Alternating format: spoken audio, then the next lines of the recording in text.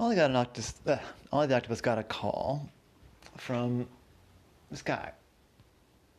His name was Steve. He said, "Hello, Ollie. I'm stumped. I need the help of a professional detective. You've done some forensics stuff, not like fingerprints, but electronics and financial records, right?" And I said, "Yeah. I've done some tracking down of some stuff for sure." I said, "Great. 'Cause I seem to have. I can't find my inheritance. Is what it boils down to." And I said, "Oh. Well, yes, that would be a problem. Can you tell me more?" He said, "Yes. So, my grandparents had one child, my mother, and my parents had one child, me. And so I'm the sole heir. My parents passed away a number of years ago. My grandfather was a ridiculously healthy man. He lived to be 103. Outlived my parents. It's impressive. He had them at a very young age, so they were pretty old. Anyway, point is, I inherited everything. And from what I could always tell, he was quite a wealthy person. And as he was telling me about the inheritance, he said that it would be plenty enough, that I would never need to work again if I didn't want to. But he didn't recommend it, because not working makes a person go a little bonkers. I'm telling you all this because I'm totally stumped. I believe I have everything, but it's not nothing, but it's not so much money I could not work for the rest of my life. I'm only 35, and there's a couple of bank accounts, a savings account and a checking account, totaling $60,000, and then there's just the house. And it's a nice enough house. It's new. It had built about 5 years ago. It's up here in the county.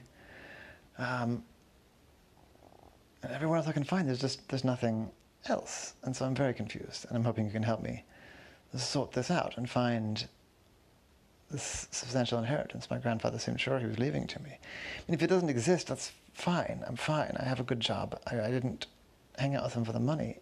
He was a fun, interesting person, but it's just odd. I said, "Yeah, that does sound odd. That sounds like we should probably start at the house. How about Monday? Does Monday work for you? I can just come up there first thing in the morning and we can start looking through the papers and that kind of a thing." I said, "Great, thank you so much." And he gave Ollie the address.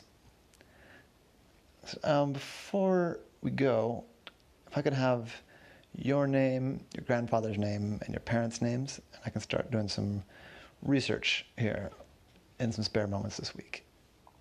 See if I can come up with any clues. I said, "Great, sure." And he gave him the grandfather's name and the parents' name. Is there anything else unusual that you remember him saying about the will and the inheritance? No, he would often say that bit about that I shouldn't just not work. And then he would always say also that there's always money in the billiard room. I said, "Huh. Does he play a lot of billiards?" So, well, I mean, yes, he was good at billiards. We would play together. He was never a professional or anything. He used to wager with some of his friends, but I don't know. It's more of a hobby. It's a hobby I've picked up from him, but I don't think I could ever make any money at it. I said, all right, we keep thinking about those things. Think of anything else unusual, and I'll see you on Monday. I did some research in the meantime. The grandfather had been a successful businessman. He had run, at first, one butcher's shop, and then he expanded that into high-end cheeses and became an importer. And soon he was importing a lot of high-end things like cheeses and wines. And over the course of his career, built up a good fortune. And then he sold it off for a lot of money.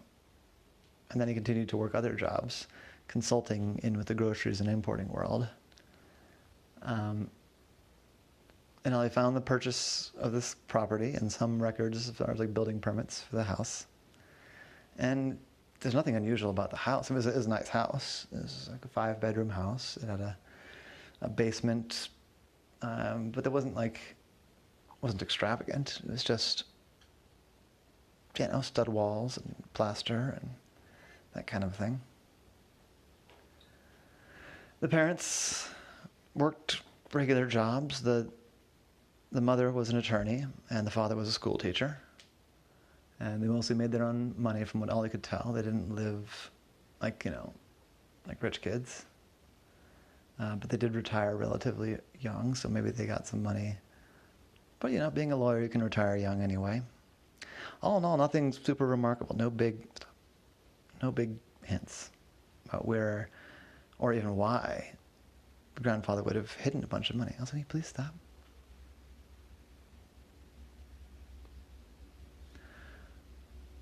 He kept on looking over the course of the week, just here and there, little bits and things. He did find an article about how the grandfather and his client and his client's father, the grandfather's son, Ingrid, sit still, had been in a couple local, fundraising, like charity billiards tournaments. Billiards is like pool, like at Peabody Heights. Yeah. They didn't win or anything like that, but it was just a couple of fundraisers they would do every year, basically. It was like an annual thing at one of the local pool halls. And then sometimes they'd have stuff up at the house. But again, nothing terribly unusual. So I kind of put it aside and did other work for the rest of the week. And then on Monday, he'd cleared his schedule for Monday and Tuesday. And he headed up that way. He gave a call ahead of time and asked, is there a good internet connection? And is the family's attorney available to talk on the phone? And the guy said, yeah, I can make sure the attorney and our banker are here. Well, not here, but available by phone. And the internet connection here is good. So I got there, and it was a great spot. The house was nice. It wasn't several $1 million worth of nice. It was just a nice, modest for a 5-bedroom home up in the county, on a pretty big piece of land. Ollie asked when he got there how that was taken care of. He said, "Oh, well, there's a yard care company we hire. It's it's a little pricey, but I'm not going to mow the lawn myself. But it's fine. I mean, I'm a software engineer, so it's not like I'm terribly poor myself. I can handle hiring a lawn care for my grandfather's house. It's not a problem." And like I said, there was some money in the savings account, but just not large amounts of money that he seemed to imply that there would be. I said, "So I notice you have some kind of English accent. Is your family from the UK?" I said, well, yes and no. I've lived over in the UK for most of my adult life. Grandpa would fly me back over here whenever I wanted to come visit, and I did like to come visit. Baltimore is fun. My grandfather was fun. My parents were fun. But yes, after college, I went to graduate school in London and spent 15, 20 years there, and the accent's kind of stuck. I've been back in the States for about 10 years now, but but my parents, my parents were born here, not in this house, but when my mom was born here in Baltimore. My dad is from Philadelphia. And my grandfather was born in New Jersey, and he met my wife, who's from Baltimore, or my grandmother, his wife, rather. And she was from Baltimore, and so they settled here. I said, okay. So let's take a look. Take a look at this billiard room. I said, sure. I know he plays a little bit of pool. He's not like good, but he's, he can play pool a little bit. So I said, maybe we should play some pool while we talk and think about this missing money. said, sure. I always enjoy a game. Makes me think of my grandfather and my father. Actually, my mom was pretty good too. I always think of it like a guy's game, but my mom was quite good too. So they played, and Steve, the client, beat Ollie handily. But as they played, they talked and said, so tell me what you've done so far to look for this missing money. So, well, my first call was to the attorney that had handled the estate.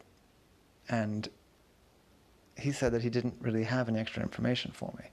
He said that he was only been my grandfather's attorney for the past few years. My grandfather really knew that, that his time was running out, and he set up his estate. And he helped my grandfather set it up so that everything came to me with no question. And he helped my grandfather do things like pay off the house. So the house is paid for, and there's even an escrow for the property taxes and the insurance for the next 5 years. So plenty of time for me to get used to things. Things like that, and making a contract with the yard care company and all these things. But he didn't know where my grandfather had stashed the rest of his money, or even if there was the rest of the money. But my grandfather said a couple of different times, we didn't talk a lot about money, but he said that there was a big inheritance, and it was all mine. He didn't ever say much about how much. I said, What about the banker? Yes, the banker had a little bit more information. He said that my grandfather had a lot of stocks and a fairly big savings account, and that he had liquidated it all. Stop kicking. That he had liquidated it all, or most of it, 5 years ago. He'd gotten stock certificates, like paper stock certificates, which you can't always get anymore. But he'd found a bunch of stocks and bonds. Stop with the feet. Some stocks and bonds that he could get in a paper certificate form. A lot of money in that form. And the banker had helped him secure those. And then taken out a lot of money in cash. And then he kept enough in the savings account and the checking account to be what it is today. But I guess my grandfather never told him where all that money and all those stock certificates went.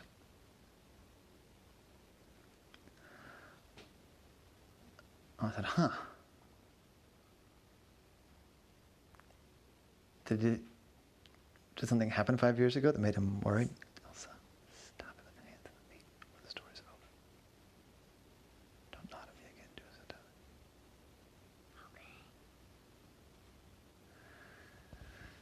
you. No, not really. It was about 10 years ago that my parents passed away. So that wouldn't have been it. Maybe he got some kind of diagnosis.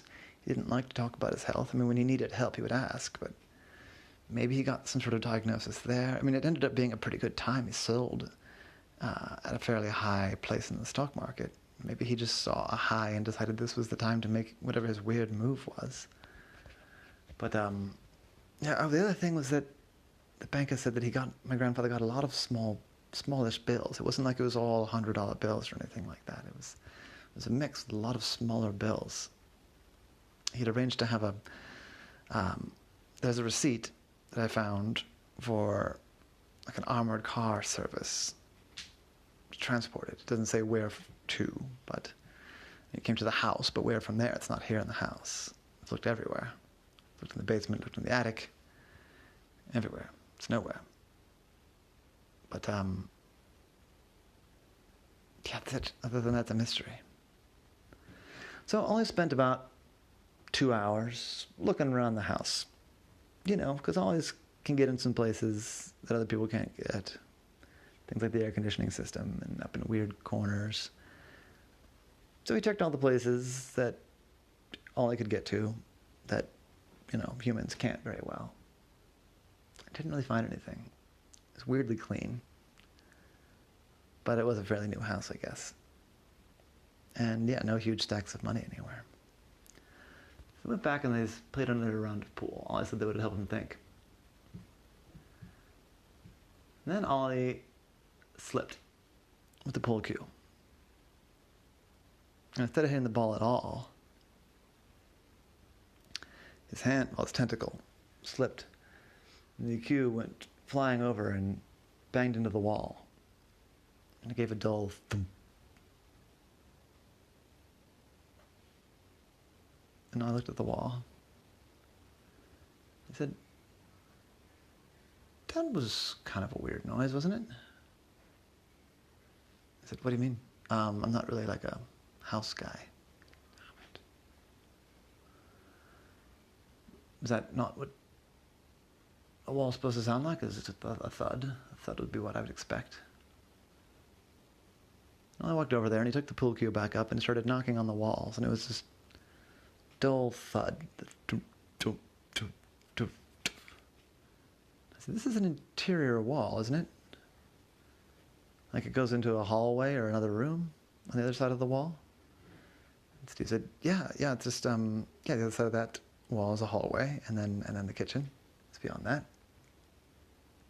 And he kept on tapping on the wall and tapping on the wall.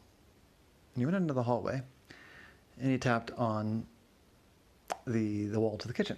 And that made a more normal, sort of a hollowish sound, more of a dunk, dunk, dunk, dunk. And I went back on the wall that went to the billiard room and knocked there with the pool cue, and it was a thump, thump, thump, thump. I looked at the wall. He stared at the wall. He went back into the billiard room and knocked on some of the other walls. One of them was an exterior wall, so it sounded very much like brick, like drywall over brick. You couldn't really tell. But then the other three walls in the room also made that dull thud sound. Thud, thud, thud. Now I said, you said your grandfather said over and over again that there's always money in the billiard room. I said, yeah, it was a strange phrase, and he would sort of smirk when he said it. That's one thing I don't understand at all what he meant by that. I mean, look, if I sold everything in this billiard room, I might be able to get $10,000. I mean, the pool table alone is worth $6,000, so maybe $15,000 with all the furniture and the books and the liquor cabinets here. So, there's another $1,000 there, maybe more.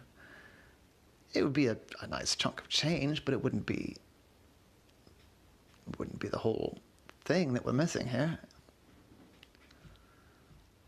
I said, how emotionally attached are you, and was he, to this house specifically? Oh, this house was mostly a practical choice. I mean, he built a nice house. He had fun designing his own house. But, it's all on one level because he was worried about, and he did have some trouble getting around later in life. Well, not later in life. I mean, he's only here for a handful of years.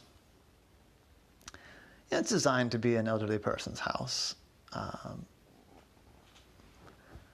We don't still have the house that my parents grew up in or anything. They sold that and, moved on. I said, will you indulge me? Do you have a hammer? I said, a hammer? Yeah, sure, give me a minute. And the guy went to go get a hammer, and Ollie sort of went around the room, kind of thumping on the wall. Getting that strange, dull thud noise. The guy came back with the hammer. And I said, you'll forgive me if this doesn't work out but that's not the right noise for an interior wall. Something's weird about this wall. And Ollie swung, and Steve gasped, and Ollie smashed through the drywall with the back of the hammer and pulled off a big chunk. I said, what are you doing? I didn't hire you to wreck my... And then they both stared. Because in the hole that Ollie just broken into the wall was just a big, fat stack of money, cash. I said, no, he didn't. I said, looks like he did. Did your grandfather get a little bit kooky as he got older? I said, no, he didn't, but he liked to play pranks. Oh, what sneaky son of a... Oh, if I hadn't figured it out, what would I have done? I would have sold this house, and it would have been how many millions of dollars in the house? The money's in the billiard room. Oh, grandfather, Ollie, thank you so much. When I stop being annoyed at him, I'm going to find this quite funny. Right now, I'm still quite annoyed, so I'm going to pour myself a glass of his very expensive fancy scotch that I wasn't allowed to touch when I was a kid. But it's mine now. I'm going to stare at this hole in the wall. And I'm going to hire some very discreet contractors. I'm going to watch them like a hawk. I'm going to take apart the silly billiard room. Grandfather, the money's in the billiard room. Really? Really, Grandpa? And that was the story of the billiard room.